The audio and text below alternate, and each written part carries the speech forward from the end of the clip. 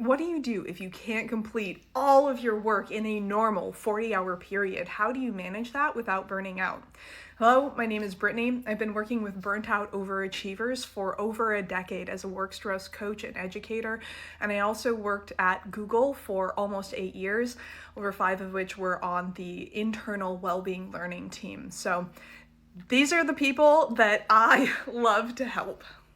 I'm going to be responding to this question under the assumption that you have one of these jobs where there is infinity work and that in your contract it either doesn't specify how many total hours, and so we're sort of using 40 hours per week as a benchmark in absence of an official one, or your contract does specify something that may be above 40, 45, 50, and you are specifically asking, how do I still maintain it within the structure of my actual employment contract?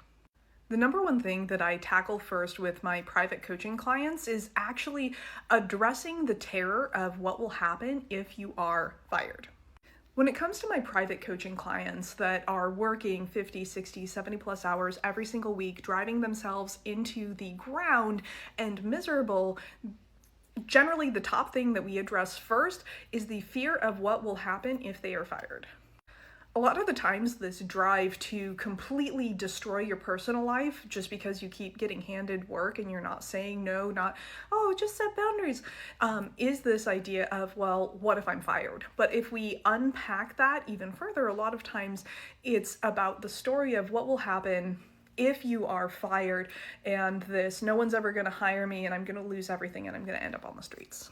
Now, I'm not saying that that does not happen to people. I'm not saying that the job market out there is frickin' trash. And a ton of the jobs that are being posted on LinkedIn aren't even actually real jobs. Now, I'm not going to go into the nitty-gritty of how you actually start to walk back that fear that is essentially preventing you from setting any boundaries. I'm not going to go into that in this particular video, but let me know in the comments if that's something that you would like me to get into.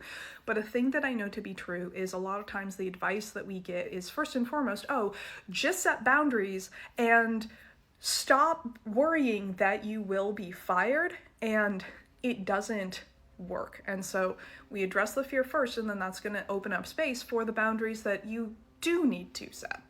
It wouldn't make sense for your company to stop giving you infinity work in these sorts of roles, especially if you're getting the work done and to a high caliber. Is it ethical?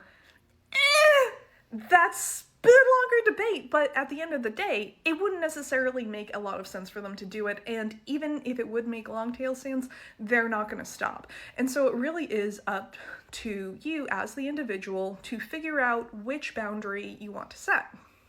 The first boundary that I always have people start to work with is about what they are going to take on, the deadlines that they are going to commit to, how soon they are going to say, hey, something is shifted and either a project needs to go or a deadline needs to go. And also, what does quality work look like? Because the thing I know to be true about overachievers is their 90% is everyone else's 110, probably more.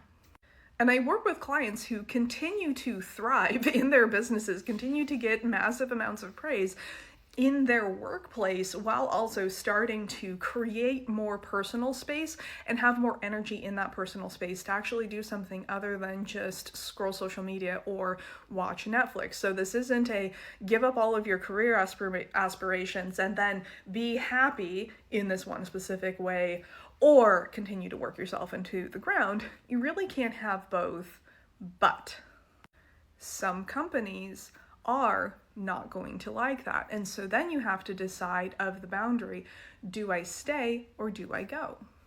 When you set a boundary with your company, they will tell you everything you need to know about whether or not it is a safe place for you to continue to stay. And then it becomes realizing that you can separate the decision to leave from the actual act of leaving.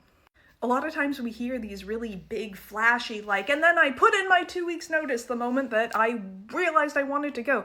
My exit plan was like a year long. I was like, I got stocks that are vesting. You know, I'd much rather do this around the holidays. Like, I just want to have ducks in a row. It's okay for you to be in your job and be looking for a new job. It's okay if it's like, you know what, my current reality is that I really need this health insurance, and so I'm gonna start looking around. Or maybe this is just for the next quarter. I am just going to know that I'm eventually going to leave. I'm gonna put in the work to get a meets expectations rather than like an exceeds or strongly exceeds, to use Google's language. It's okay to divorce those two, but there is a lot of peace in knowing this isn't my forever job. Let me know in the comments if you want a video going deeper into how do you start to untangle that fear of I'm going to be fired. And if you want to work with me private one-on-one as a coaching client, the window to work with me in 2023 is rapidly closing. So check you know what, you know where if you want to learn more.